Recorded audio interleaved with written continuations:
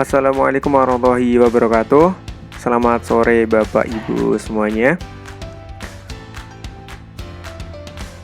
Perkenalkan, nama saya Muhammad Rizky Maulana Ridwan dengan NIM 2364038. Di sini saya akan melakukan kuliah kerja nyata, yaitu bidang ekonomi dengan judul penggunaan QRIS.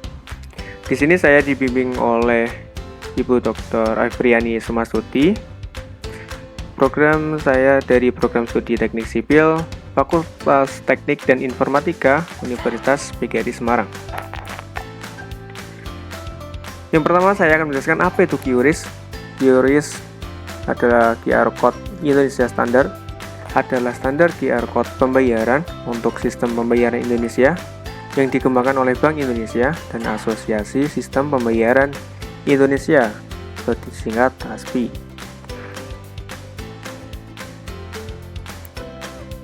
Selanjutnya, saya akan menjelaskan karakteristik QRIS. Yang pertama yaitu mempunyai kapasitas data yang lebih besar dibandingkan barcode horizontal.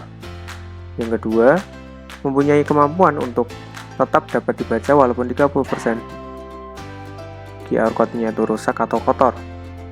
Yang ketiga, dapat dibaca dari berbagai arah. Seperti dilihat dari gambar di samping ini, QR code itu bisa digunakan melalui link ke website untuk marketing, untuk entertainment, untuk payment, untuk commercial tracking system, untuk product label, dan untuk transfer. Selanjutnya yaitu saya akan menjelaskan untuk manfaat QRIS ini.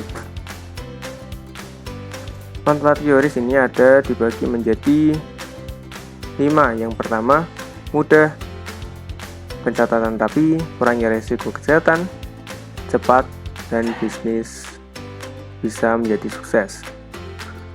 Yang pertama yaitu mudah. Karena apa? Karena telah berstandar. QRIS ini dapat digunakan di lintas platform. Yang kedua ada pencatatan transaksi rapi. Ini karena apa? Karena kita bisa memantau pengeluaran dengan melihat histori transaksi dari atas penjualan kita. Yang ketiga yaitu kurangi risiko kejahatan. Kok bisa untuk mengurangi kejahatan karena apa? Risiko membawa uang cash pergi ke ATM dan sebagainya dapat berpotensi menimbulkan terjadi tindak kejahatan. Yang ketiga ada cepat. Penggunaan QRIS ini kita tidak perlu lagi menggunakan uang tunai atau harus menunggu kembalian dari penjual. Yang terakhir ada bisnis lebih sukses. Kok bisa? Karena apa? Urusan kasir lebih aman dan akan sangat membantu dalam membuat perencanaan keuangan perusahaan lebih baik. Selanjutnya yaitu saya akan menjelaskan merchant presented atau push payment. Yang pertama yaitu transaksi dilakukan secara push payment, di mana transaksi dipicu oleh transfer dari akun nasabah di penerbit. Yang kedua, membutuhkan standar untuk QR.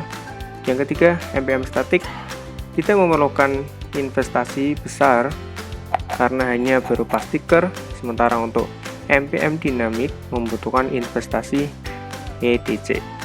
Yang keempat yaitu MPM statik sesuai untuk usaha kecil dan mikro atau support financial inclusion, sementara MPM dynamic untuk usaha menengah dan besar.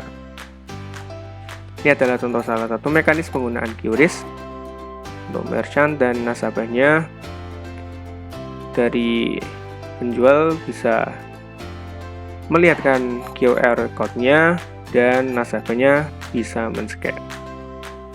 Selanjutnya yaitu ada customer presented atau full payment. Transaksi dilakukan secara full payment, di mana merchant melalui acquirer menagihkan pembayaran ke akun nasabah. Yang kedua, membutuhkan standar untuk QR, scanner, dan aplikasi POS. Yang ketiga yaitu membutuhkan investasi untuk scanner, aplikasi POS, dan edukasi yang lebih komprehensif ke merchant. Yang keempat, CPM sesuai untuk usaha menengah dan besar, komplement model pembayaran non-tunai yang ada. Yang terakhir yaitu alternatif pembayaran transportasi karena dapat digunakan tanpa sinyal. Di samping ini adalah mekanisme penggunaan QRIS-nya. Selanjutnya ada dua jenis QR Code. Yang pertama yaitu ada static QR Code. QR Code berisi merchant ID dan bersifat tetap, ditampilkan dalam stiker atau printout, atau QR di generate satu kali. Nominal transaksi diinput oleh customer pada mobile device customer. Yang kedua jenis QR Code yaitu ada dynamic QR Code. QR Code dibuat secara real time pada saat transaksi, sehingga QR Code berbeda untuk setiap transaksi. Nominal transaksi diinput oleh merchant. Selanjutnya saya akan menjelaskan keuntungan QRIS atau keunggulan dari penggunaan QRIS ini. Yang pertama yaitu universal, maksudnya inklusif untuk seluruh lapisan masyarakat dan dapat digunakan di domestik bahkan ke luar negeri. Yang kedua gampang, transaksi dilakukan dengan mudah dan aman dalam satu genggaman, yaitu bisa menggunakan handphone. Yang ketiga yaitu untung, karena penggunaan QRIS ini bisa efisien, satu kode QR untuk semua aplikasi. Yang terakhir yaitu langsung, maksudnya yaitu transaksi cepat dan seketika, mendukung kelancaran sistem pembayaran. Ini di gambar kita lihat cara bertransaksi dengan QRIS. Yang pertama yaitu bisa pilih dan buka aplikasi pembayaran yang diinginkan. Yang kedua scan QR code yang ada. Yang terakhir yaitu mengisi nominal dan bayar. Seperti itu penggunaan QRIS yang telah saya sampaikan. Bila ada pertanyaan dari Bapak Ibu, saya persilakan.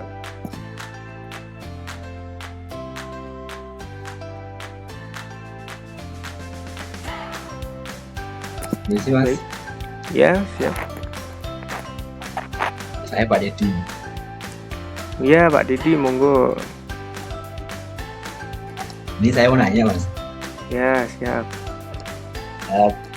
Mengapa konsumen terbantu dengan adanya QRIS? Mengapa konsumen terbantu dalam penggunaan adanya QRIS? Ini tadi ada penjelasan juga.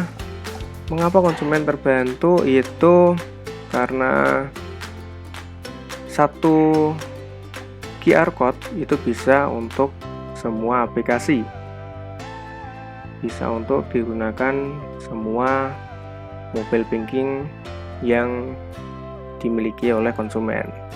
Gitu, Mas. Oh begitu toh. Betul. Saya tanya lagi, Mas. Boleh, nanya lagi boleh. Itu kan kita bayar. Ya. Apakah nanti terdapat biaya tambahan gitu, Mas? Nah, keuntungan QRIS ini tidak ada biaya tambahan 1% pun. Misalkan kita mau beli harganya 9.000, kita bayarnya lewat QRIS tetap 9.000. Dan keuntungannya lagi, kalau penggunaan QRIS ini itu bisa sesuai apa yang harganya dan bisa pas. Misalnya kita membeli ke warung, harganya tuh 10.300. Nah, itu kan dari kita juga susah mencari pecahan 300. Misalkan kita punya pecahan 500, harus kembali lagi 200. Kan bahkan kalau kita punya 10.500, 200-nya biasanya untuk sumbangan kan gitu, Mas. Kalau ini penggunaan QRIS, harganya tadi 10.200, kita bisa mentransfer sesuai nominalnya dan tanpa ada tambahan biaya apapun. Jadi bisa cepat, hemat, dan bisa efektif seperti itu. Ada nanya lagi, Pak Dedi? Nah, mungkin itu aja, Pak. Oke. Kita bisa lihat kan ini QRIS ini sangat membantu nih, Pak. Betul. Mungkin itu saja dari saya, Pak. Suwun, Mas. Siap. Terima kasih Pak Dedi. Mungkin itu saja penjelasan dari saya, dan terima kasih Bapak-bapak dan Ibu-ibu yang telah bergabung dalam paparan saya. Saya cukupkan. Wassalamualaikum warahmatullahi wabarakatuh.